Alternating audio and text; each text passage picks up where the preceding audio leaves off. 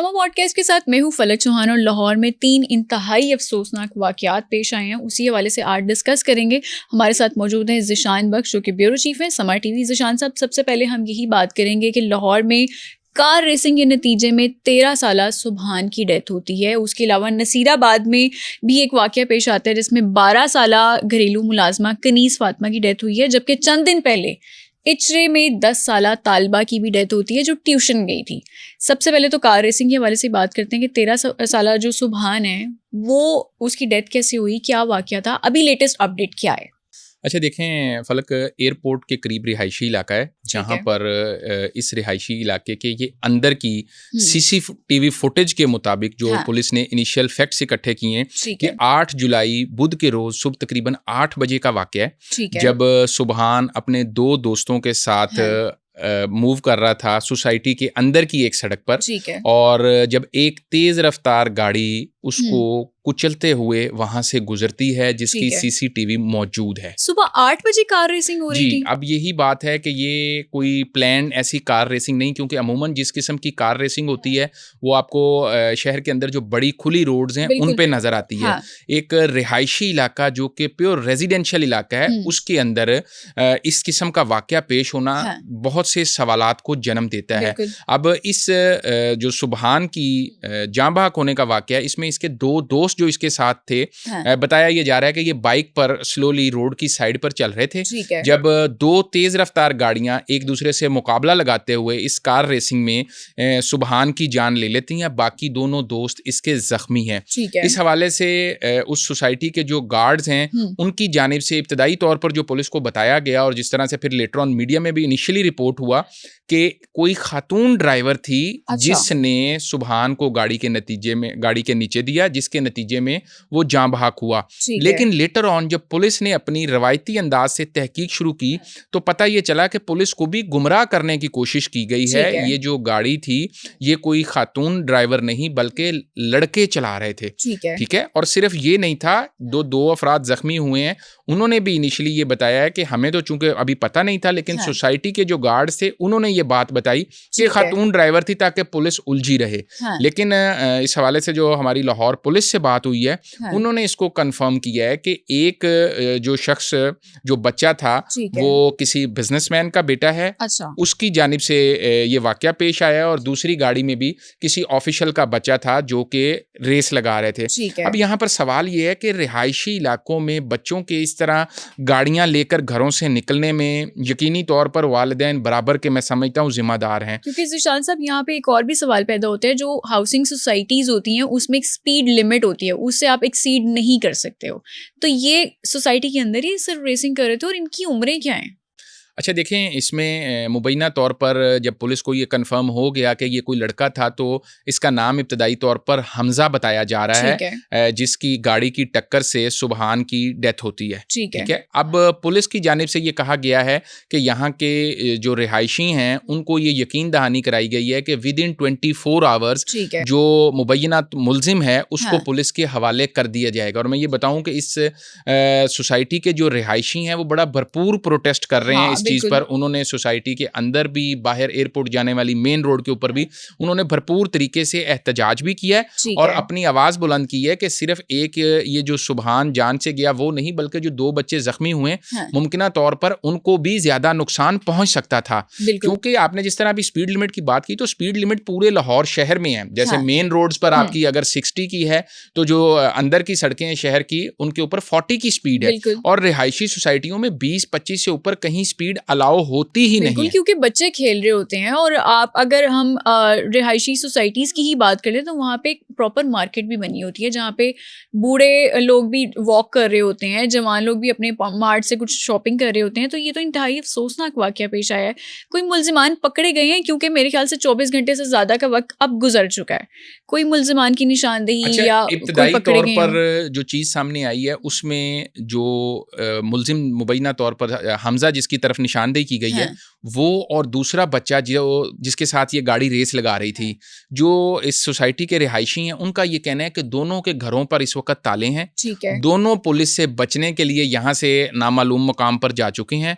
Police की जानिब से रेड की गई है दोनों घरों पर। अच्छा। और अभी तक कोई गिरफ्तारी अमल में नहीं आई, लेकिन गाड़ी का नंबर, उनसे वियर अबाउट लेते हुए डाटा जो पुलिस ने ट्रेस किया है, रात गए रायवंड में एक जगह पर पुलिस ने छापा मारा है, लेकिन अभी तक मरकजी मुलजिम इसमें गिरफ्तार नहीं हुआ। ठीक है। लेकिन हमारा यहाँ पर एक जो सवाल है वो ये है कि क्यों छोटे बच्चों को वालिदैन गाड़ियां देते हैं, बिल्कुल, और छोटे बच्चों को बाइक्स दी जाती हैं। बिल्कुल, ठीक है। हाँ। और रिहायशी इलाके के अंदर, जिस तरह आपने मार्ट का जिक्र किया, यहाँ पर भी करीब शॉपिंग एरिया मौजूद था। हाँ। और उसी शॉपिंग एरिया से बताया जा रहा है कि वो बच्चे भी कुछ लेके आ रहे थे, और ये भी बच्चे जैसे शौक में सुबह सुबह निकलते हैं वालिदैन के ऑफिस जाने से पहले, अगर हाँ। गाड़ी बाहर निकाल रहे हैं और वो सीख रहे हैं इस दौरान, तो उन्होंने कहा कि अच्छा, इससे पहले कि अब्बा बाहर हैं, चले हम एक राउंड लगा लें। तो उस तेजी और फुर्ती ने एक जान ले ली। ज़िशान साहब, आपने ये छोटे बच्चों की ड्राइविंग के हवाले से बात की है, लेकिन हम अगर देखें तो अभी एक कानून भी पास हुआ है, 16 साल के बच्चों को भी ड्राइविंग लाइसेंस इशू किया जाएगा।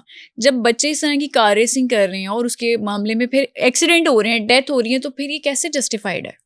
अच्छा देखें फलक, कार रेसिंग तो अदर देन रेसिंग ट्रैक के कहीं पे भी जस्टिफाइड नहीं है। वो चाहे किसी खुली सड़क हो, मोटरवे हो, आपकी रिंग रोड हो, या ओपन कोई भी बड़ी रोड हो। हाँ। कार रेसिंग सवाए कार रेसिंग ट्रैक के या किसी रोड पर अगर गवर्नमेंट की तरफ से या किसी ऑर्गेनाइजेशन की तरफ से कोई शेड्यूल रेसिंग है, हाँ, तो उसकी पूरी किट करके तमाम सेफ्टी मेजर्स को रखते, हाँ, हुए उसकी इजाज़त होती है और होनी चाहिए। ये जो हमारे मनचले शौकीन नौजवान जो नए नए ड्राइविंग सीखते हैं, हाँ, या बाइक सीखते हैं, इस किस्म के जो बॉयज़ रेसिंग करते हैं, किसी भी तौर पर इनको इस रेसिंग की ना तो इजाज़त होनी चाहिए और ना ही है।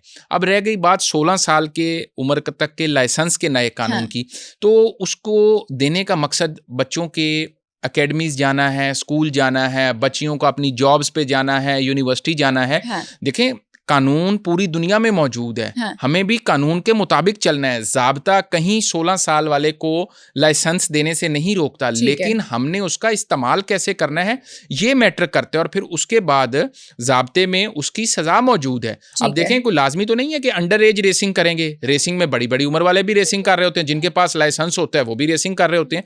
तो इसलिए 16 साल को लाइसेंस मिलने की हम मुखालफत नहीं कर रहे। यहाँ पे हम रूल्स एंड रेगुलेशंस की वायलेशन की बात कर रहे हैं। हाँ। और मैं ये भी बता दूं कि 16 साल में जिसको लाइसेंस मिल रहा है, हाँ, या जिनको लाइसेंस दिया जाएगा, according to police, traffic police, उसके अंदर पेरेंट से एफिडेविट लिया जा रहा है। वो इस चीज की गारंटी करेंगे कि उनका बच्चा कानून को फॉलो करेगा, ज़ाब्ते के मुताबिक गाड़ी चलाएगा या बाइक चलाएगा, और अगर उसने रूल्स को फॉलो ना किया तो ना सिर्फ उसको पनिशमेंट होगी, बल्कि वालिद भी बराबर उसके अंदर जिम्मेदार होंगे।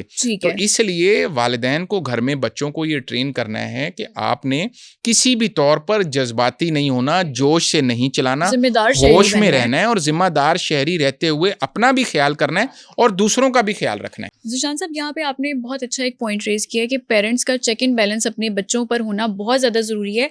इसके अलावा अगर कोई रेसिंग करनी भी है, क्योंकि जो मनचले लड़के लड़कियाँ होती हैं उनको रेसिंग का बहुत शौक होता है, वीकेंड्स में वैसे भी हम देखते हैं कि अक्सर रोड पे कार रेसिंग हो रही होती है, तो उसके लिए कोई क्लब्स बना देने चाहिए ताकि फिर ये वायलेशन ना हो और उसके फिर नतीजे में किसी की खुदा न खास्ता डेथ ना हो।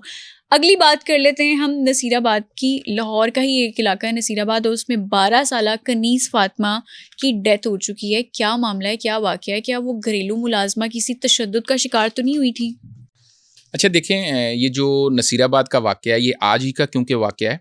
हफ्ते के रोज़ सुबह कनीस फातिमा के वालिदैन जो कि फैसलाबाद के रिहायशी और नसीराबाद में उनकी बेटी इस घर में काम कर रही थी, सूफ़ी इजाज़ साहब के घर में। हाँ। और इनिशियली उनका ये कहना है कि उनको सूफ़ी इजाज़ साहब की बहू की जानिब से फ़ोन आता है कि आपकी बेटी की तबीयत ठीक नहीं है, तो आप लाहौर आ जाएं। ठीक है। पुलिस को दिए गए इब्तदाई बयान के मुताबिक जब कनीज़ फातिमा के वालिद अपनी अहलिया और भाई के हमरा लाहौर पहुंचते हैं सूफ़ी एजाज के घर, तो उनको ये बताया जाता है कि गुलाब देवी में उनकी बेटी ज़ेरे इलाज है, आप लोग हॉस्पिटल चले जाएं। हाँ। वो कहते हैं जब हम हॉस्पिटल पहुंचते हैं तो अस्पताल की जो इंतज़ामिया है वो हमें बताती है कि आपकी बेटी जाँ बहक हो चुकी है। ठीक है।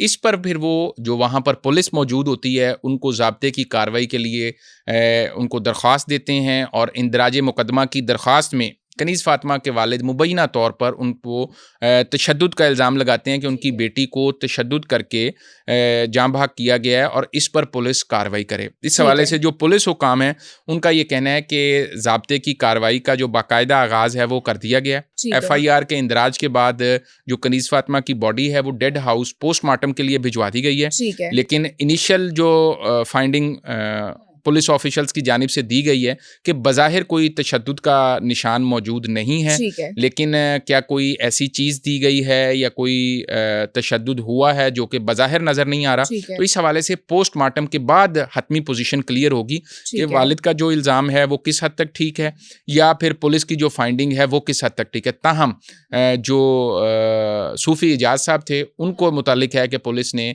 उनको हिरासत में ले लिया है। ठीक है ज़ीशान साहब, ये तो चलें 12 साल कनीज़ फातिमा की भी बात होगी ना, लेकिन एक और वाक़या रिपोर्ट हुआ है चंद दिन पहले। इचरा की ही एक बच्ची है, 10 साल तालिबा, ट्यूशन सेंटर गई है और वहाँ वॉशरूम से उसकी लाश मिली है।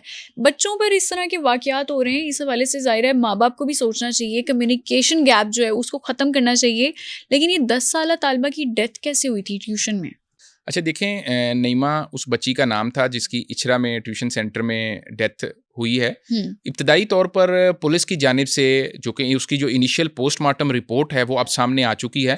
तो उस पोस्टमार्टम रिपोर्ट के मुताबिक उसकी जो मौत है वो गले में फंदा लगने से हुई है। ठीक है। हाँ। अब इसके अलावा उसकी बॉडी पर इनिशियली पुलिस को कोई तशद्दुद के निशानात या कोई ज़बरदस्ती या जिस्म पर कोई निशान या जिनसी इस्तेसाल इनिशियली फाइंडिंग में ऐसी कोई चीज़ रिपोर्ट नहीं हुई, लेकिन पुलिस ने उसके जो फोरेंसिक है, फोरेंसिक के लिए जो डाटा है वो भिजवा दिया। और जो उस ट्यूशन सेंटर का मालिक उस समेत 2 और अफराद, मजमूई तौर पर 3 अफराद ज़ेरे हिरासत हैं, उनसे तहकीकात जारी हैं। और साथ में उस इलाके के जो CCTV कैमरे हैं उनको भी चेक किया जा रहा है कि किसी का वहां पर कोई आना जाना हुआ या नहीं हुआ। उसके बाद हतमी उसके अंदर पुलिस अपना चालान जमा करवाएगी। लेकिन नईमा के साथ उसकी और 2 बहनें भी उसी ट्यूशन सेंटर में जाती थी। हाँ। उनके बकौल जो उन्होंने पुलिस को स्टेटमेंट दी है कि जब हम गए तो वॉशरूम लॉक नहीं था, वो खुला हुआ था। अच्छा। ठीक है। और बहन फर्श पर पड़ी थी। तो इसलिए मुख्तलिफ किस्म के क्वेश्चन उस पर भी रेज हो रहे हैं। हाँ। कि अगर वो वॉशरूम में गई हैं तो लॉक क्यों नहीं किया गया, और अगर क्या उन्होंने खुद अपने आप को फंदा लगा के अपनी जान ली है या उनके साथ कोई मिसहैप हुआ है। तो इस हवाले से जब तक पंजाब फोरेंसिक साइंस एजेंसी की जानिब से हतमी जो पोस्टमार्टम और डिजिटल शवाहिद इकट्ठे किए गए हैं कोई रिपोर्ट नहीं आती तो कुछ कहना कबल अज़ वक्त है। लेकिन देखना ये है कि उसके वालिद के बकौल वो 1.5 साल से बच्ची वहाँ पढ़ रही थी। हाँ। और इनिशियल पुलिस की फाइंडिंग के मुताबिक उस बच्ची ने एक दफ़ा पहले भी खुदकुशी की कोशिश की। अच्छा ज़ीशान साहब, यही मैं पूछने लगी थी कि उस बच्ची के साथ कोई मेंटली वो डिस्टर्ब थी, कोई स्ट्रेस था, अगर उसने पहले भी खुदकुशी की कोशिश की है तो क्या माँ बाप को नहीं पता था? और ट्यूशन सेंटर की भी हमारे पास जो खबरें आई हुई हैं कि वो बहुत पुराना ट्यूशन सेंटर है और इलाके के जो जितने बच्चे हैं वो वहाँ पर पढ़ने आते थे और उनकी इमेज भी बहुत अच्छी है उस ट्यूशन की। अच्छा देखें, अब अगर ये वाला ट्यूशन सेंटर हो या जिस तरह का काना में वाकया पेश आया था, उन खातून के मुतल्लिक भी मतलब जिनके बच्चों की डेथ हुई है उनके वालिदैन का ये कहना था कि वो कई साल से खातून पढ़ा रही है। हाँ। ठीक है। और उनकी रेप्यूट भी ठीक थी। अब जैसे आपने खुद बताया कि इस ट्यूशन सेंटर की भी रेप्यूट ठीक है बज़ाहिर, तो अगर बच्ची पे कोई अच्छे मार्क्स लेने के हवाले से वालिदैन की तरफ से प्रेशर था या घर के अंदर कोई और प्रॉब्लम थी या वालिदैन का आपस में किसी बात पे इख्तलाफ था, तो आपको पता है बच्चे उसका भी असर लेते हैं। हाँ। तो देयर मस्ट बी समथिंग। और जहां तक रह गई बात उसके पहले सुसाइड अटेम्प्ट की, हाँ। तो वो भी यकीनन फैमिली ने ही बताया है पुलिस को कि ऐसा ये पहले कर चुकी है। ठीक है। तो हाँ। अब उसकी 2 बहनें भी वहां पढ़ रही थी और भी बच्चे पढ़ रहे थे। हाँ। तो मेरा ख्याल है कि हम ना तो ब्लैंकेट इम्यूनिटी देंगे उस ट्यूशन सेंटर के मालिक को और ना ही हम उसको अपने ताई उसको चार्जशीट करके मुल्जिम ठहराएंगे।